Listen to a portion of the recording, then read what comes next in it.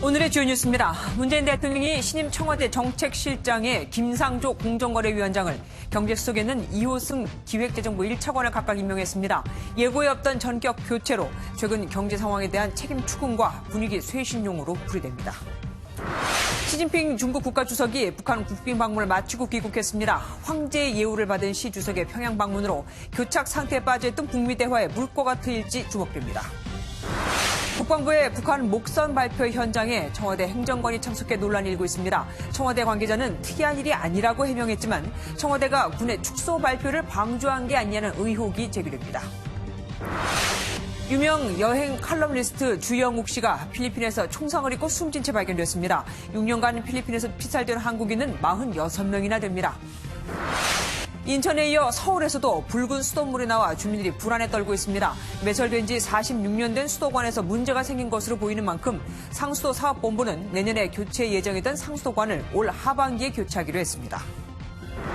미국과 이란은 관계가 심상치 않습니다. 이란의 미국 무인 정찰기 격추에 이란이 큰 실수를 했다며 반발한 트럼프 대통령은 한때 보복 공격을 승인했다가 철회한 것으로 알려졌습니다.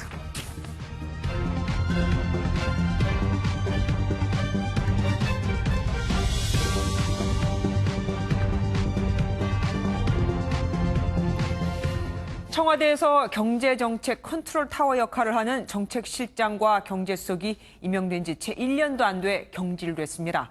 경제 상황이 계속 악화되니 사실상 문책을 당한 것으로 보입니다. 먼저 최종락 기자가 보도합니다. 문재인 대통령은 청와대 정책실장에 김상조 공정거래위원장을, 경제수석에 이호승 기획재정부 1차관을 임명했습니다.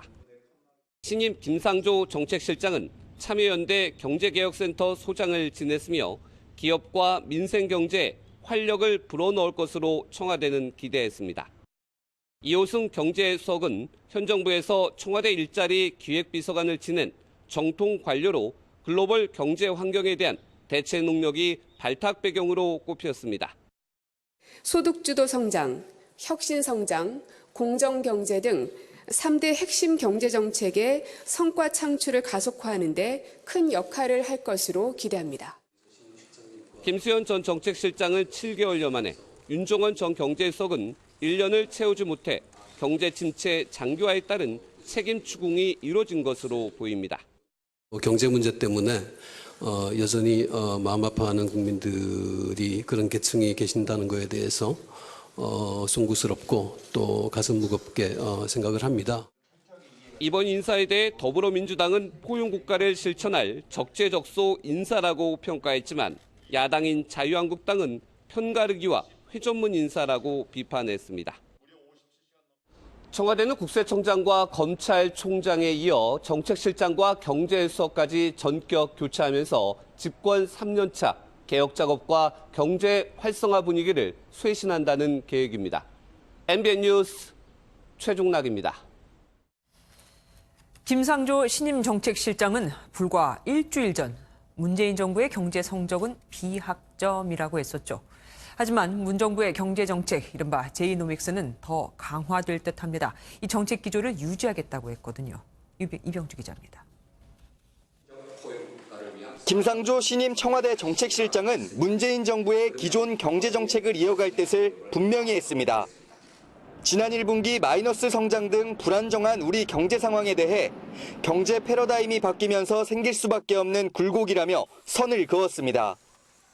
이에 따라 소득주도 성장과 혁신 성장, 공정경제로 대표되는 이른바 제이노믹스 정책은 더욱 가속화될 전망입니다. 정부가 정책 기조의 일관성을 유지하는 것이 바로 기업을 비롯한 시장 경제 주체에게 예측 가능한 환경을 제공하는 길이라고 생각합니다. 다만 기업 활동이 더 위축되는 것 아니냐는 우려를 의식한 듯 김 실장은 정책의 우선순위는 조정될 수 있다고 말했습니다.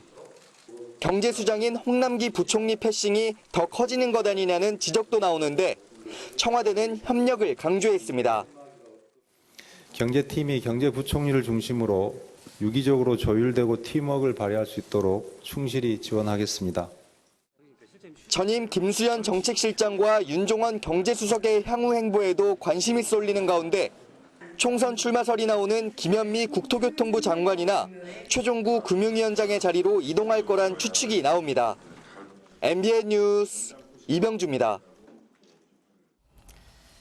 북한의 역대 최고 수준의 이른바 황제 의전을 받은 시진핑 중국 국가주석이 북한 국빈 방문을 마치고 돌아갔습니다. 양 정상은 6.25 전쟁에 참전한 중공군을 기리기 위한 조중 우이탑도 방문했는데 쉽게 말해서 과거 한미를 상대로 벌였던 전쟁의 기념물을 찾아간 겁니다. 송지영 기자입니다. 이틀간 북한에서 파격적인 예우를 받은 시진핑 주석이 오후에 전용기 편으로 돌아갔습니다. 평양을 떠나기 전 시 주석은 모란봉 구역에 위치한 북중 우이탑을 방문해 6.25 전쟁에 참전한 중국 인민지원군 전사자를 추모했습니다. 다른 일정은 알려지지 않은 가운데 평양 도착 당시 공항과 금수산 궁전 두 곳에서 있었던 환영 행사처럼 오늘 환송 행사도 거창했을 것으로 예상됩니다. 이례적으로 두 차례 열렸던 환영 행사에서는 중국 국기인 오성홍기와 북한 인공기를 든 수십만 명의 평양 시민이 열렬히 환호했습니다. 폭풍 같은 만세의 환호성을 터쳐올렸습니다. 중국 CCTV는 금수산 궁전에서 환영 행사를 치른 외국 정상은 시 주석이 최초라며 북한의 극진한 환대를 보도했습니다. 환영 만찬과 숙소에서도 황제급 의전은 이어졌는데 시 주석 부부가 묵었던 금수산 영민관이 눈에 띕니다. 최고 용도자동 측에서는 리설준 요사와 함께 습근평 동지와 백년 요사를 숙소로 직접 안내하시고 담소를 나누시었습니다. 그동안 언급된 적 없던 명칭으로 시 주석을 위해 새롭게 마련한 숙소라는 관측이 나옵니다. 북중 정상 부부가 함께 관람한 북한 집단체조 불패의 사회주의 공연은 시진핑 맞춤형으로까지 대폭 수정하며 양국 우호를 강조했습니다. MBN 뉴스 송정입니다. 북중 정상이 만났는데 두 사람은 서로를 바라보지 않고 저 멀리 태평양 건너에 있는 미국을 바라보고 있었죠. 그래서인지 회담 뒤 북한과 중국의 발표도 미묘하게 달랐습니다. 북한은 별다른 내용을 발표하지 않았지만 중국은 북한의 불만을 전하면서 앞으로 힘껏 돕겠다고 했고 한반도 문제에 적극 참여하겠다는 뜻도 숨기지 않았습니다. 주진희 기자입니다. 북한은 정상회담 결과에 대해 12줄로 짤막하게 보도했습니다. 양국 친선 관계를 강화하는 것이 지역 정세에 도움이 된다는 정도로 비핵화 언급은 빠졌습니다.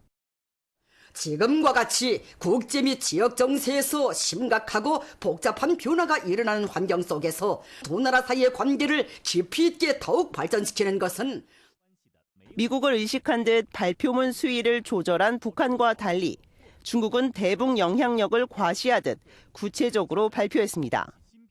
중국 발표에 따르면 김정은 위원장은 회담에서 지난 1년간 한반도 긴장 완화를 위한 조치를 취했지만 유관국, 즉 미국의 호응이 없었다며 그럼에도 인내심을 유지하겠다고 밝혔습니다. 이에 대해 시진핑 주석은 북한의 안보와 경제 발전을 힘이 닿는 한 돕겠다며 든든한 뒷배를 약속한 겁니다. 그동안 남북미 3자 위주로 돌아가던 한반도 정세에 중국이 영향력을 행사하려 들면서 사자 구도가 될 가능성이 커졌습니다. 사자 구도로 만약에 촉진이 되게 된다면은 변수가 많아지는 것이기 때문에 더 복잡해지는 것은 사실입니다. 중국이 좀 더 촉진자 역할, 메신저 역할을 할 수 있다는 측면에서는 또 긍정적으로 볼 수 있는 면도 있겠죠.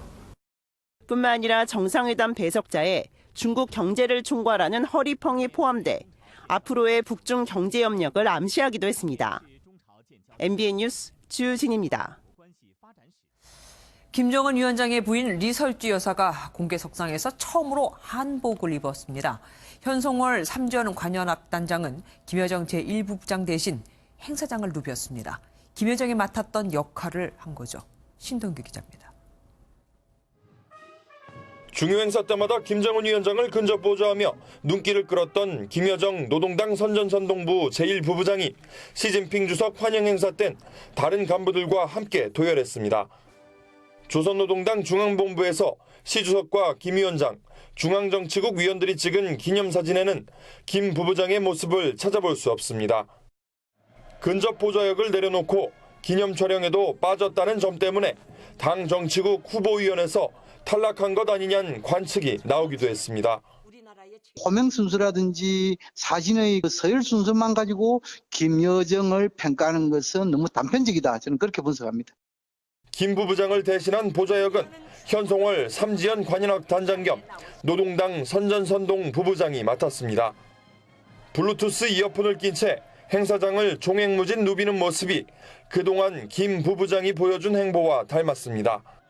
현 단장이 어깨에 맨 샤넬 가방은 우리나라에서 대략 700만 원을 넘는 고가 제품으로 추정되는데 대북 제재 위반 품목일 가능성도 제기됩니다. 김 위원장의 부인 리설주 여사는 주요 행사 내내 한복 차림을 해 눈길을 끌었습니다. 리 여사가 외국 정상을 맡는 공식 석상에서 한복을 입은 건 이번이 처음입니다. 자국 전통 의상을 입고 외국 정상을 맞이하는 일반적인 퍼스트레이디의 모습을 연출했다는 분석입니다. MBN 뉴스 신동규입니다. 이렇게 북한과 중국 정상이 만나 우회를 과시하는 것에 대해 미국은 우회적으로 불만을 표출했습니다. 인신매매 실태 보고서에서 또 북한과 중국을 최악의 인신매매 국가로 지정한 건데 사실 인신매매 보고서는 매년 발표되는 거지만 발표 시기는 미국 정부 마음입니다. 그런데 지금이 적당한 때라고 본 거죠. 박통일 기자입니다. 미 국무부가 매년 발표하는 인신매매 실태 보고서입니다. 올해 보고서에서 북한은 최하위인 3등급으로 분류됐습니다. 2003년 이래로 17년째입니다. 3등급은 인신매매 방지를 위한 노력을 하지 않는 것은 물론 최소한의 기준과 규정도 갖추지 못한 나라를 의미합니다. 미 국무부는 특히 강제노동에 따른 수익이 북한 정권의 범죄 행위의 자금원이 되고 있다고 지적했습니다. And other governments are human traffickers themselves. In North Korea, the government subjects its own citizens to forced labor, both at home and abroad, and then uses proceeds to fund nefarious activities. 중국 역시 3년 연속 3등급으로 분류됐습니다. 올해 보고서는 지난해보다 일주일가량 빨리 발표됐습니다. 미국이 북중 정상회담에 대한 직접적인 언급은 피하면서 인권 문제로 압박을 가한 셈입니다. 중국 언론들은 14년 만에 이루어진 중국 최고 지도자의 방북 소식을 대서특필했습니다.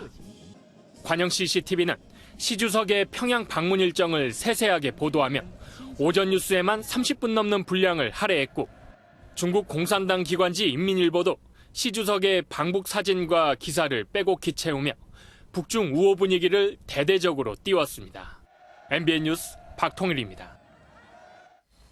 문재인 대통령이 오는 28일부터 일본 오사카에서 열리는 G20 정상회의에 참석합니다. 청와대는 문 대통령이 시진핑 중국 국가주석과 푸틴 러시아 대통령 등 4개국과 정상회담을 할 예정이며 한일 정상회담 여부는 아직 결정되지 않았다고 밝혔습니다. 군의 북한 목선 축소 은폐 논란 불똥이 청와대로 튀고 있습니다. 국방부는 나흘 전 군 경계 태세를 설명하면서 최선을 다했기 때문에 책임을 물을 수 없다고 했다가 불과 이틀 만에 사과를 했었죠. 그런데 이 군의 발표 현장에 청와대 행정관도 참석한 사실이 확인되면서 청와대가 군의 축소 발표를 감시 또는 방치한 게 아니냐는 의혹이 제기됐습니다. 김근희 기자입니다.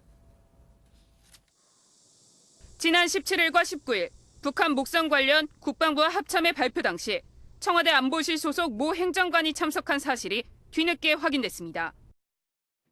국방부 출입기자단을 상대로 비공개로 진행되는 자리에 군 당국자가 아닌 청와대 관계자가 참석한 것은 이례적입니다.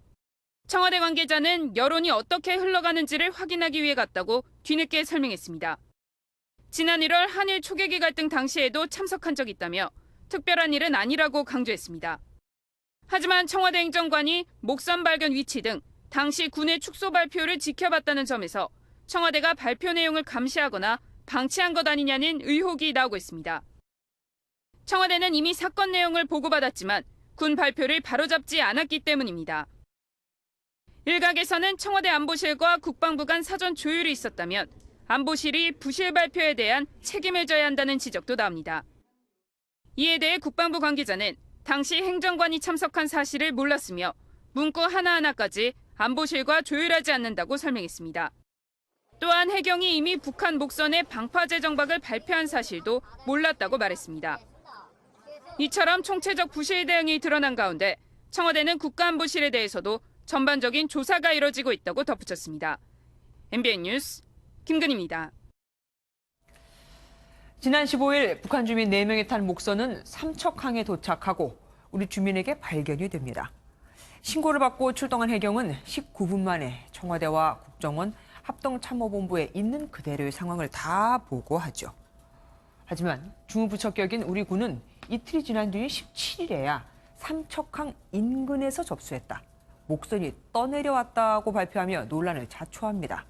파장이 커지자 이낙연 국무총리와 정경두 국방장관이 대국민 사과를 하고 문 대통령도 문제점이 없는지 점검하라고 지시하지만 5시간 뒤에 정작 청와대는 내용을 바꾸거나 축소한 게 아니었다며 군과 관계기관을 감싼 듯한 태도를 보입니다.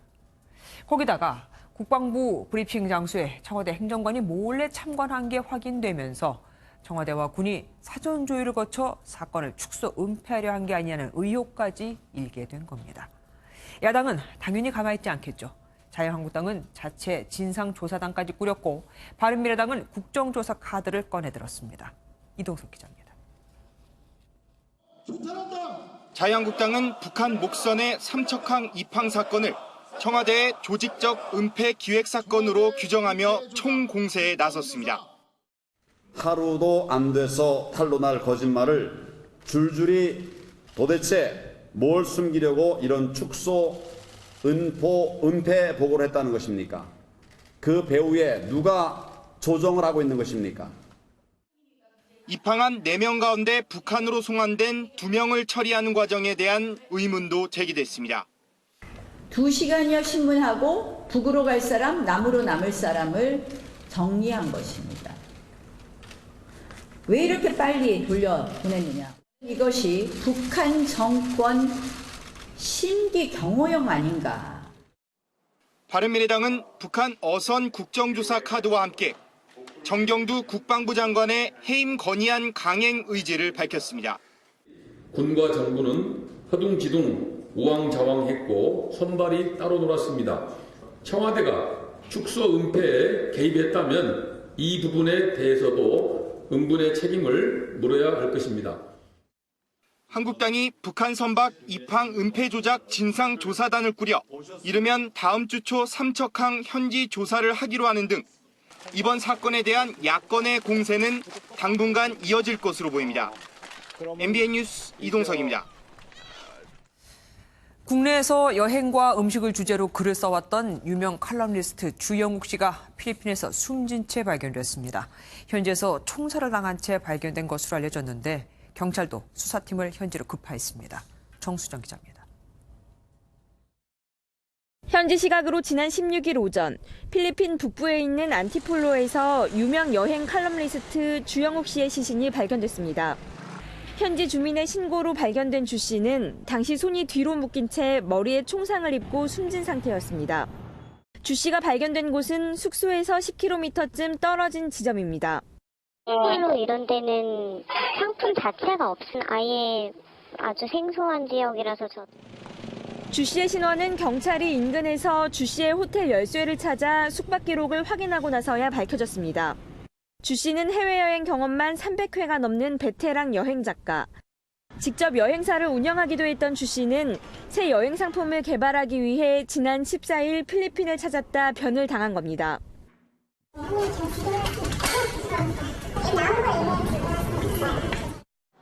4박 5일 일정으로 혼자 출국했지만 출국 첫날부터 연락이 잘 닿지 않았던 것으로 알려졌습니다. 정확한 사망 시간도 아직 확인되지 않았고 살해 현장 역시 특정되지 않은 상황입니다. 경찰은 사건을 통보받고 과학수사요원 등 전문 수사 인력 3명을 급파해 현지 경찰과 공조수사를 벌이고 있습니다. MBN 뉴스 정수정입니다. 정확한 통계가 잡히기 시작한 최근 6년 동안만 필리핀에서 살해당한 한국인은 무려 46명이나 됩니다. 한국인만 유독 많이 이곳에서 변고를 겪는 걸까요? 그렇다면 이유가 뭘까요? 박사원 기자가 알아봤습니다. 연간 150만 명의 한국인이 찾을 정도로 필리핀은 인기 높은 휴양지입니다. 하지만 필리핀에서 피살되는 외국인 중 한국인 비율이 유독 높을 정도로 필리핀은 위험한 곳이기도 합니다. 지난 2013년부터 필리핀에서 살해당한 한국인 수는 46명. 이는 다른 국적의 피해자보다 훨씬 높은 수치입니다. 한국인 피살이 많은 이유는 필리핀에 사업을 하는 한국인들이 많기 때문입니다. 그렇다 보니 필리핀에서 숨지는 한국인들도 상당수가 현지 교민과 사업을 하다가 관계가 틀어져 청부 살해되는 경우가 많습니다. 총기 소지가 자유로운 필리핀에선 300에서 400만 원 정도면 살인 청부가 가능하기 때문입니다. 여기에 돈이 많아 보이는 한국인들도 범죄의 표적이 됩니다. 이번 주 씨의 경우도 돈을 노린 범죄 가능성이 제기되는 상황입니다. 한적한 곳이고 사건이 일어나더라도 빨리 발견되기는 어렵죠. 살해된 형태가 이제 단순 강도라기보다는 이제 이게 결박을 당하고 머리에 총상을 입었기 때문에 납치 살해 쪽에 좀 무게가 실리고. 현지 경찰도 주 씨가 결박된 상태에서 발견된 점을 토대로 납치 후 살해의 가능성을 두고 수사 중인 것으로 알려졌습니다. MBN 뉴스 박지안입니다. 남자친구로부터 자살을 암시하는 듯한 메시지를 받았다는 여성의 신고를 받고 경찰과 소방대원들이 남성인을 호텔로 출동했습니다. 그런데 막상 방문을 열어보니 발견된 건 자살 기도자가 아닌 환각 상태에 빠진 남성이었습니다. 서동균 기자가 단독 보도합니다. 좁은 골목길로 순찰차 한 대가 지나가고 뒤이어 구급차와 소방차 여러 대가 지나갑니다. 지난 14일 오후 7시 반쯤 서울 광진구의 한 호텔에 자살 기도자가 있다는 신고를 접수받고 경찰과 소방이 출동했습니다. 난 자살 본다, 자살 소동하고 또 소방차하고. 하지만 막상 호텔 방 안으로 들어갔더니 발견된 건 자살 기도자가 아닌 환각 상태에 빠진 20대 김모 씨였습니다. 경찰이 김 씨의 소지품을 검사한 결과 엑스터시 31정과 졸피뎀 14알, 그리고 대마 등 여러 종류의 마약이 무더기로 나왔습니다. 김 씨는 이후 받은 간이 검사에서도 대마초 양성 반응이 확인됐습니다. 경찰 조사에서 김 씨는 마약은 투약했지만 자살하려던 것은 아니다라고 진술했습니다. 환각 상태가 되면 더 기분이 다운될 수도 있거든요. 그런 상태에서 어떤 자살과 같은 그런 행위들을 시도할 수 있어서. 경찰은 김 씨를 마약류 관리법 위반 등의 혐의로 구속하고 국과수에 김 씨의 투약에 대한 정확한 감정을 의뢰했습니다. MBN 뉴스 서동균입니다. 수배 중이던 전직 경찰관이 운영하던 성매매업소에 현직 경찰들이 단속 정보를 흘려주고 성접대를 받았던 사건 최근 보도해드렸죠. 그런데 이 업소에 태국 여성들을 데려온 브로커는 법원의 보호 관찰을 받던 중에도 이 범죄에 가담했던 것으로 드러났습니다. 전 현직 경찰들이 뒤를 봐줄 거라고 생각했다고 합니다. 이혁근 기자가 단독 보도합니다. 전직 경찰 박모 씨가 운영하던 성매매 업소에 여성들을 데려온 인물은 태국 여성 전문 브로커 이모 씨. 직접 태국에 나가 여성들의 면접까지 보고 한국 업소로 데려왔습니다. 업소의 뒤를 봐주며 단속 정보를 흘린 현직 경찰들도 브로커 이 씨가 데려온 태국 여성들에게 성접대를 받은 것으로 검찰은 파악하고 있습니다. 그런데 브로커 이 씨는 이미 지난 2017년 성매매 알선 등의 혐의로 징역 6개월에 집행유예 2년을 선고받고 보호관찰을 받던 중이었습니다. 이 씨는 검찰 조사에서 전직 경찰인 업주 박 씨에게 도움을 받을 수 있을 것으로 기대해 범행에 가담했다고 털어놨습니다. 현직 경찰과 유착관계인 전직 경찰의 든든한 뒷배를 믿었던 셈입니다. 하지만 보호관찰소 관계자는 이 씨가 매달 보호관찰소에 출석하고 감자탕집을 하면서 잘 지내는 걸로 확인이 돼서 성매매 범죄를 저지르고 있는지 몰랐다고 밝혔습니다. 보호관찰에 구멍이 뚫린 걸 사실상 인정한 겁니다. 이 씨처럼 보호관찰 대상자 가운데 다시 범죄를 저지른 사람은 지난해 기준 7.2%, 100명 중 7명꼴입니다. 보호관찰 중 법망을 피해 경찰 성접대에 연루된 브로커에 대해 법원은 엄중한 판단을 내릴 전망입니다. MBN 뉴스 이혁근입니다. 지난달 고속도로 한복판에 차를 세우고 내렸다가 교통사고로 숨진 20대 여배우가 당시 술을 마신 상태였던 것으로 확인됐습니다. 이 여배우의 잘못도 있지만 남편은 같이 술을 마시고 아내에게 운전을 맡기고 그리고는 아내가 술을 마셨는지 모른다고 했었죠. 박호근 기자입니다. 지난달 6일 새벽 인천공항고속도로 서울 방향 개화터널 입구에서 20대 여배우가 차에 치여 숨지는 사고가 있었습니다. 이 여배우는 자신이 몰던 벤츠 승용차를 편도 3차로 중 한가운데인 2차로에 세운 뒤 차에서 내렸다가 택시와 올란도 승용차에 잇따라 부딪혔습니다. 당시 조수석에 탔던 남편은 소변이 급해 차를 세우게 한 뒤 화단에서 볼일을 보고 돌아와 보니 사고가 나 있었다고 진술했습니다. 그런데 운전을 했던 이 여배우가 음주 상태였던 것으로 확인됐습니다. 경찰은 숨진 여배우의 혈중 알코올 농도가 면허 취소 수치인 0.1% 이상이라는 부검 최종 결과를 국가수로부터 받았다고 밝혔습니다. 경찰은 함께 술을 마시고 아내에게 운전을 맡긴 것으로 보이는 남편에 대해 음주운전 방조 혐의로 조사할 방침입니다. 감정 결과 받았으니까 이제 일정 조율해가지고 조사할 예정입니다. 이건 도로교통법 위반 음주운전의 방조가 되는 거죠. 형법상 방조. 앞서 남편은 경찰 조사에서 사고 당일 영종도에서 지인들과 함께 술을 마셨다면서도 아내의 음주운전에 대해서는 보지 못했다고 주장했습니다. 한편 여배우를 잇따라 들이받은 택시기사와 올란도 승용차 운전자는 과속하지 않았다고 했지만 시속 120km 이상으로 제한 속도를 초과해 달린 것으로 확인됐습니다. MBN 뉴스 박호근입니다.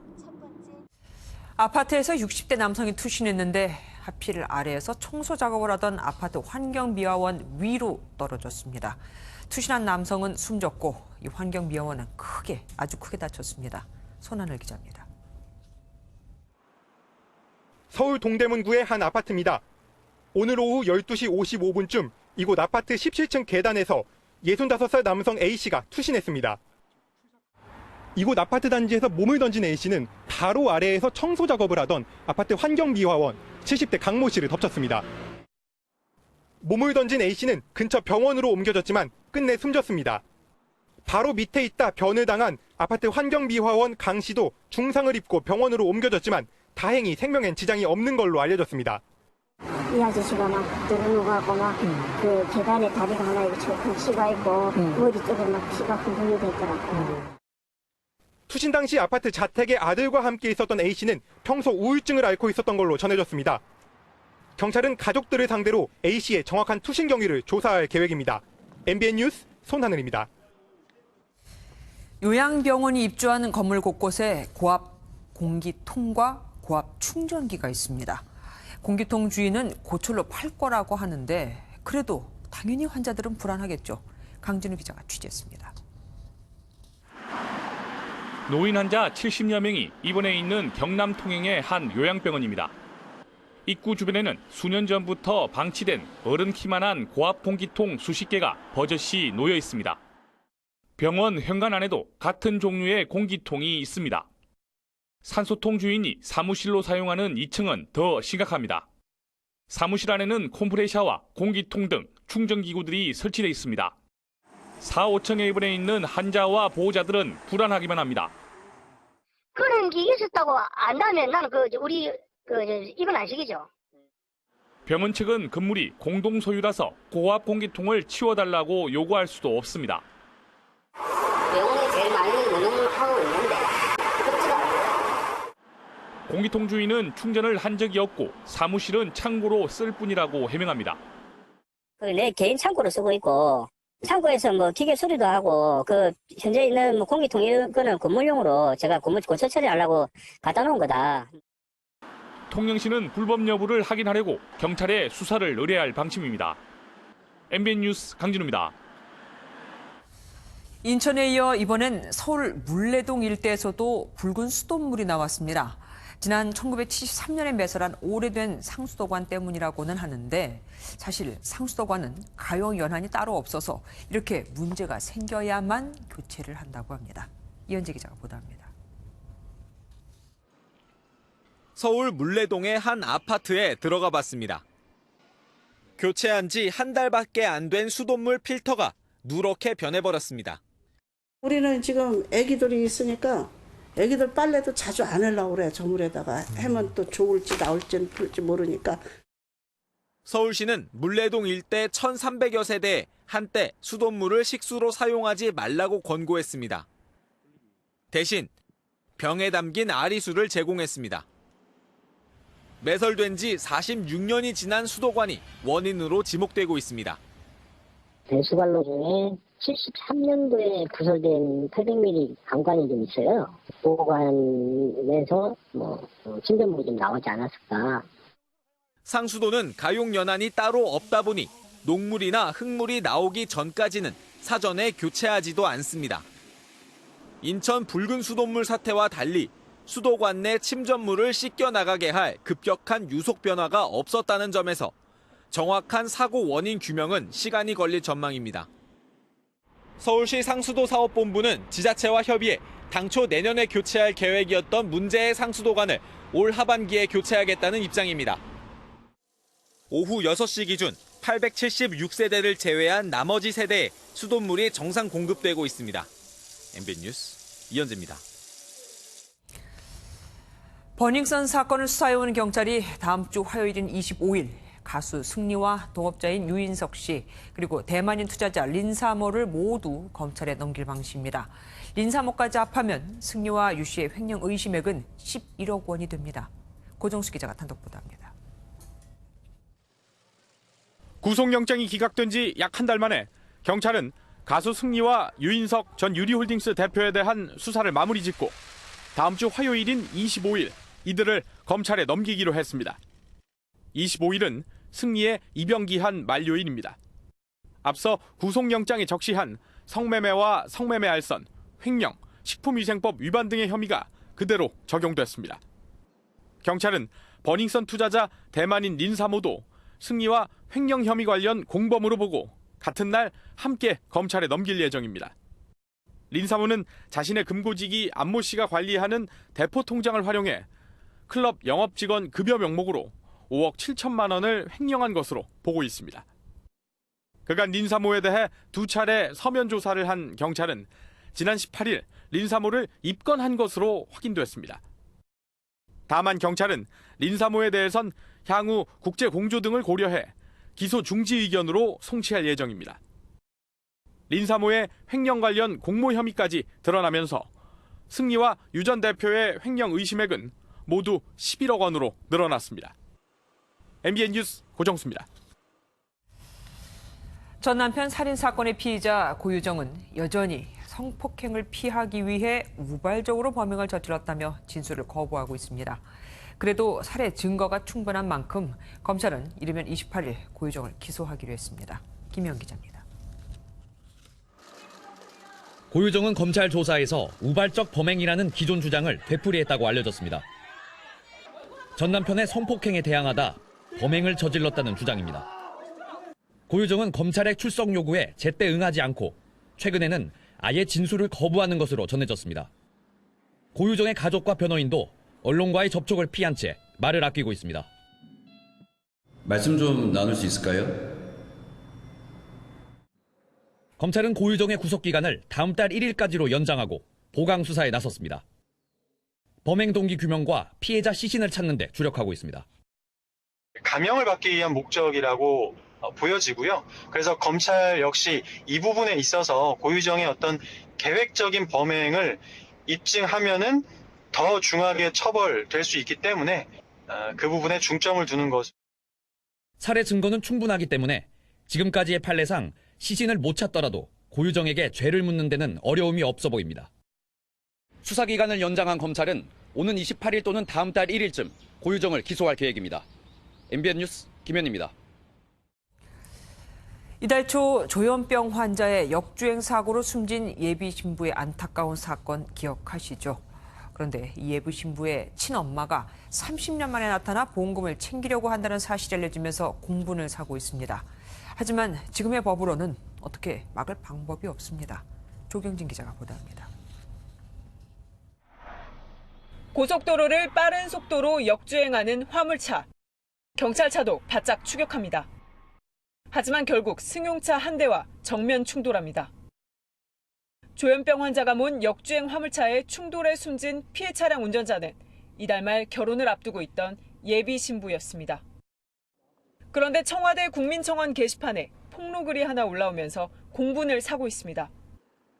숨진 예비 신부의 사촌 언니라고 밝힌 사람이 올린 청원글에는 친모가 30년 만에 나타나 사망보험금을 타내려 한다며 친권을 박탈해달라고 호소하는 내용이 담겼습니다. 하지만 정작 법적으로 친권 행사를 막을 방법은 없습니다. 결혼하지 않은 자녀가 사망하면 상속 1순위는 부모가 되며 설사 자녀 부양 의무를 이행하지 않았더라도 마찬가지입니다. 상속 순위와 부양 의무는 원칙적으로 관계가 없습니다. 따라서 부모가 자녀를 전혀 부양하지 않았다고 하더라도 상속 순위가 박탈되지 않고 세월호 침몰, 마우나리조트 붕괴 참사, 천안함 폭침 등 굵직한 사건 때마다 비슷한 분쟁이 생기면서 논란은 계속되었습니다.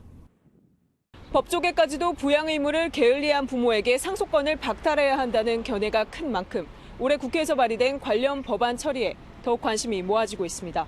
MBN 뉴스 조경진입니다. 번화가나 유흥가에서나 볼 법한 호객 행위가 대형 병원 앞에서 버젓이 이루어지고 있습니다. 당연히 불법인데 20년 가까이 해결이 안 됩니다. 호객이 아니라 약국까지 차로 데려다주는 서비스라고 하거든요. 김지영 기자가 취재했습니다. 서울의 한 대형 병원 후문 근처에 남성 여러 명이 진을 치고 있습니다. 서성이던 이들은 처방전을 든 사람들이 나오자 기다렸다는 듯 다가가 말을 겁니다. 당신 약국 있으세요? 어떤 여성은 금세 너댓 명의 남성에 둘러싸였습니다.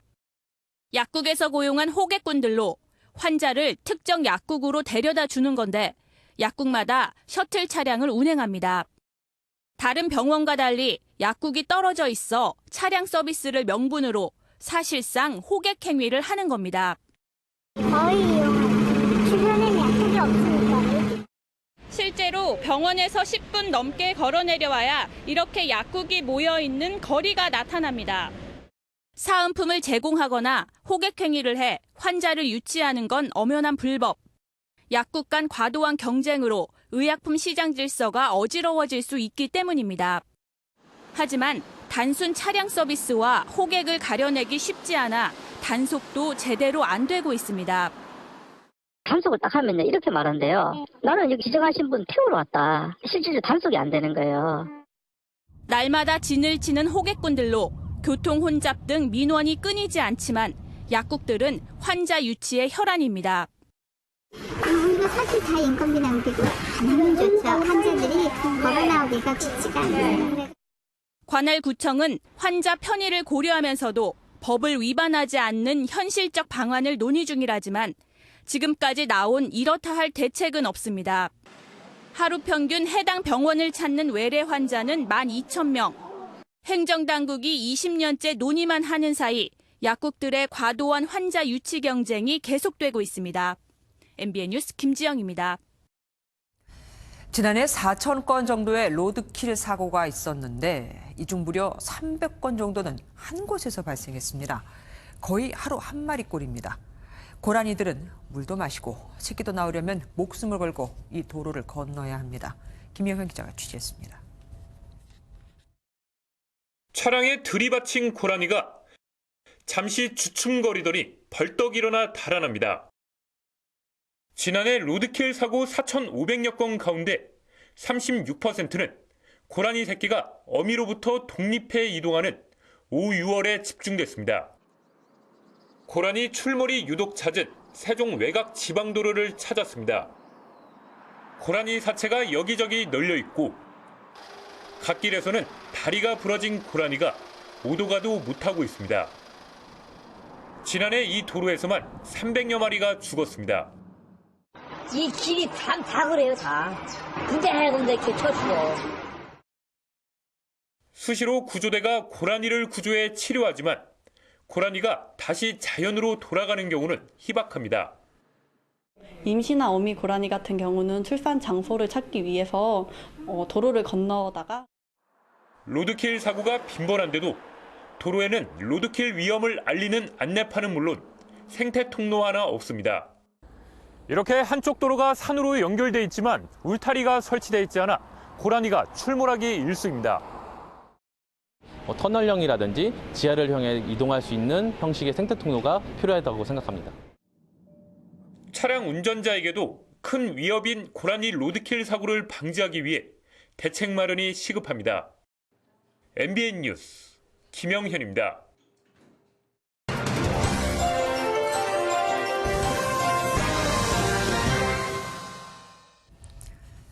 반도체, 정보통신.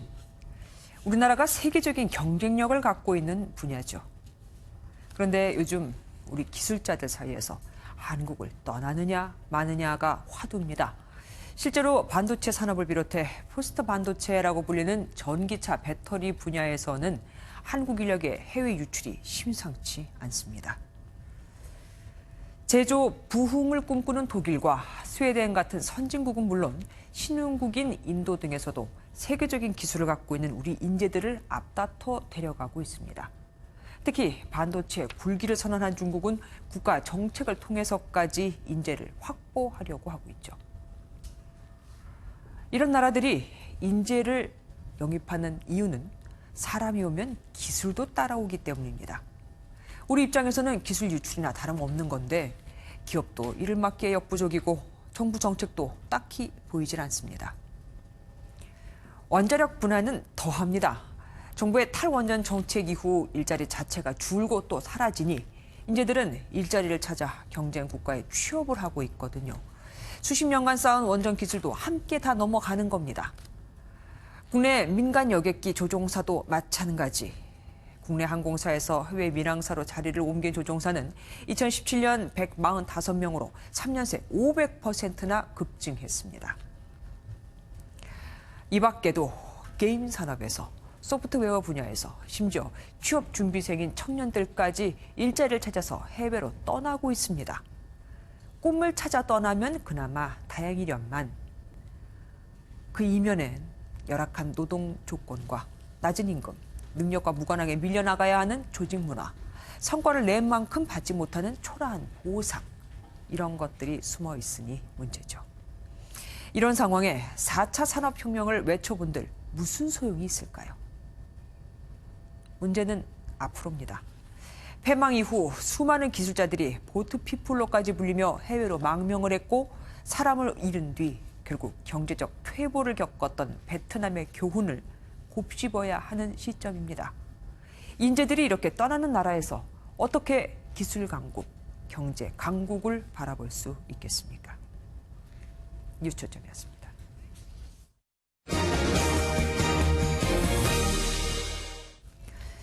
이란에 전쟁이 날 뻔했습니다. 이란이 자국 영공에 들어온 미국의 무인 정찰기를 격추했다며 영상을 공개하자 트럼프 미국 대통령이 보복 군사 공격을 승인한 건데 천만다행히 실행 직전에 이를 철회했다고 합니다. 보도에 장명훈 기자입니다. 굉음과 함께 발사된 미사일이 하늘로 솟구쳐 오릅니다. 잠시 뒤 무언가가 상공에서 폭발합니다.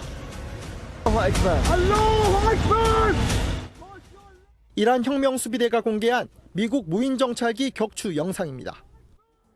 이란 혁명수비대는 현지 시간 20일 새벽 미군 고고도 무인정찰기 글로벌 호크가 호르무즈 해협과 가까운 호르무즈 간주 지역의 상공에 침입했다고 밝혔습니다. هواپیمای جاسوسی بدون سرنشین آمریکا را که از مرزهای میهن ما گذشته بود و در حال تعرض به حریم امنیت 미국은 무인기가 이란 영공을 침범하지 않았다며 즉각 반발했습니다. 트럼프 미국 대통령은 이란에 강경한 경고 메시지를 날렸습니다. Iran made a big mistake. This drone was in international waters. Clearly, we have it all documented. 이란에 대한 보복 공격도 실행 직전까지 갔던 것으로 전해졌습니다.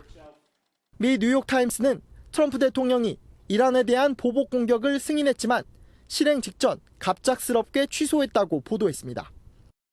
백악관 내부 의견도 엇갈렸던 것으로 전해졌습니다.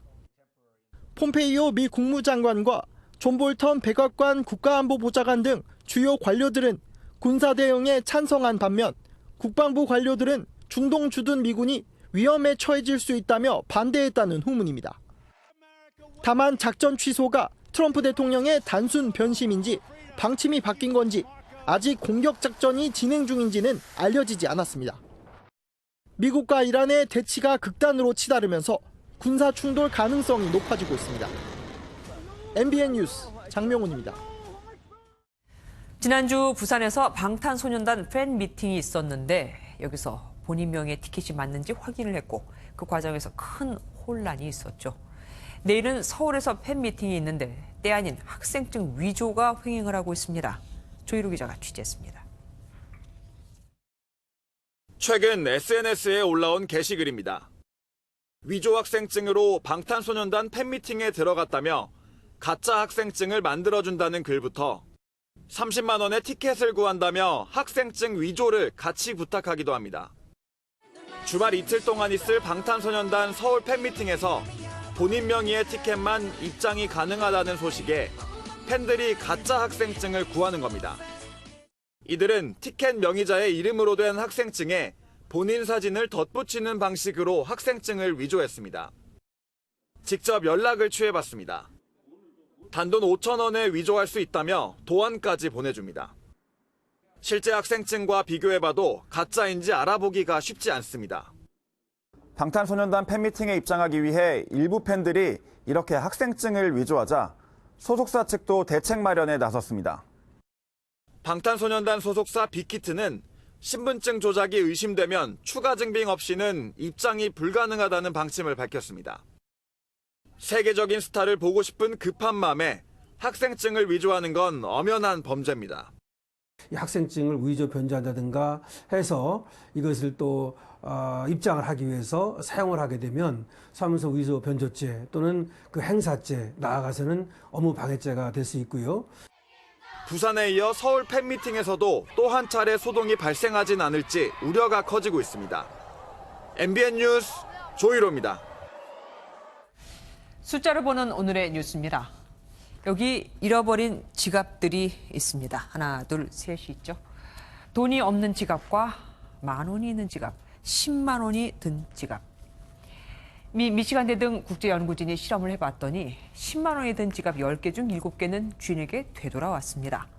10,000원이 든 지갑은 이보다 낮은 61%가 돌아왔고 현금이 없는 지갑은 절반도 돌아오질 않았습니다. 현금이 많이 들었을수록 돌아올 가능성이 컸던 거죠. 큰 돈을 잃어버리면 얼마나 속상할까. 지갑 주인을 걱정하는 마음과 함께 돈이 클수록 혹시 나를 의심하진 않을까 꺼리는 마음 때문인 것으로 연구진은 분석을 했습니다.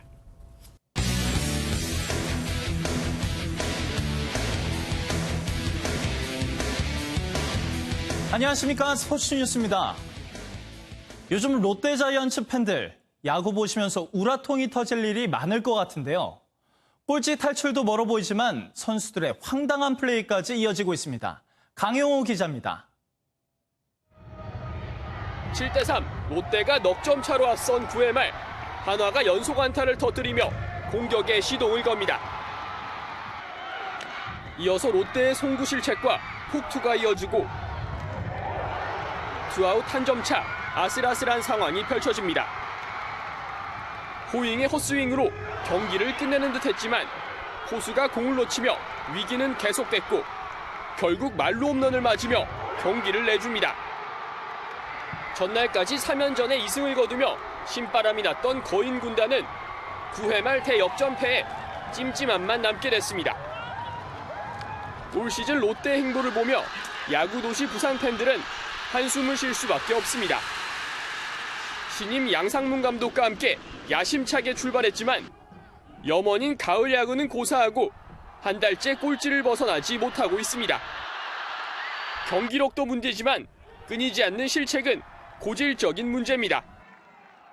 리그 2위인 실책의 개수도 문제지만 결정적인 순간마다 터지는 통에 상대팀만 미소를 짓고 있습니다. 외국인 투수와 타자를 교체하는 등 하반기 반전을 노리는 거인 군단.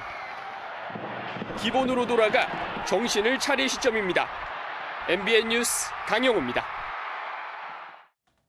한국 여자 태권도의 차세대 주자 심재영이 MBN 여성 스포츠 대상 5월 MVP를 수상했습니다.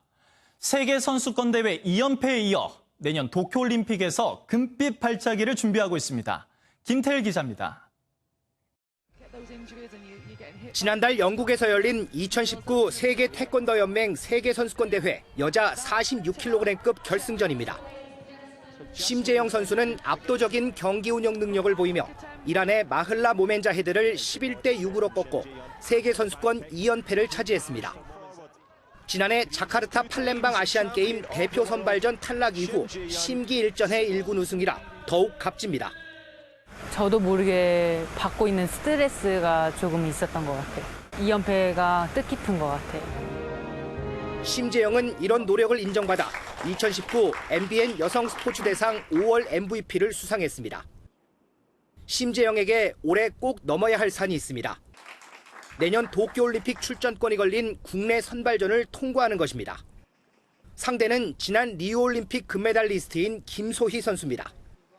목표를 이루려면 또 이겨야 하는 것도 맞는 거고 그래서 더욱더 지금은 열심히 하려고 해요. 올림픽 첫 출전과 금메달 획득이라는 두 가지 목표를 한꺼번에 이루겠다는 심재영은 오늘도 그 목표를 위해 한 걸음 한 걸음 계단을 착실히 밟아 나가고 있습니다. MBN 뉴스 김태일입니다.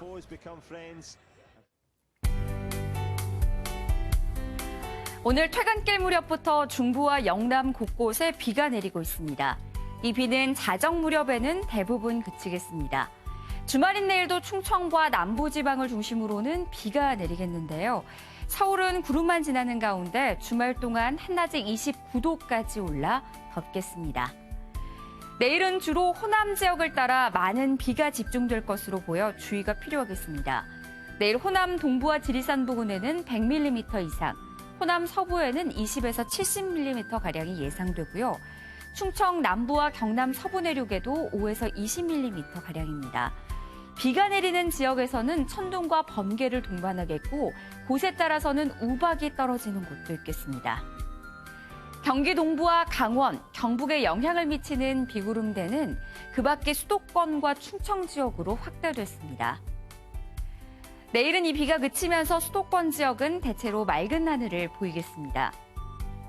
남부지방 호남에서는 많은 비가 쏟아지면서 계곡이나 하천의 물이 갑자기 불어날 수 있어서 유의하셔야겠습니다.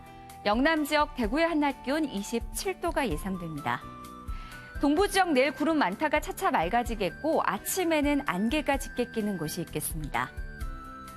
일요일인 모레에도 곳곳에 소나기 구름이 지날 예정입니다.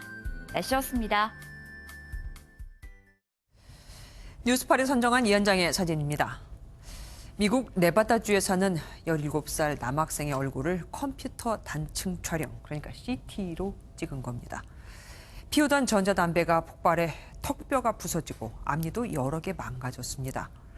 지난 2월에는 텍사스에서 한 남자가 피우던 전자담배가 폭발하면서 파편이 경동맥에 박혀 숨지기도 했죠. 안 그래도 흡연자들은 눈치가 보인다는데 이젠 목숨을 걸고 흡연을 해야 할 정도가 된 겁니다. 이래도 담배를 피우시겠습니까? 뉴스팔 여기서 마치겠습니다. 함께해 주신 여러분 고맙습니다.